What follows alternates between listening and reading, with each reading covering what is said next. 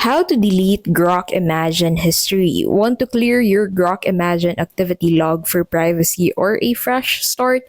Here's how you can do that. Start by opening the Grok app or the X app if you use Grok through X. So once you're on Grok, go ahead and click on your profile at the bottom left and then select settings from there.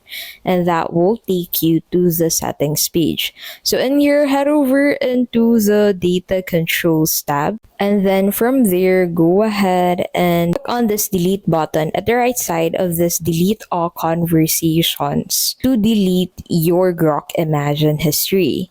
So this would wipe up all of your Grok conversations on the Grok app. Once you have deleted it, you can go ahead and refresh the app to confirm your history is gone. Remember, deleted history cannot be recovered. And that's it.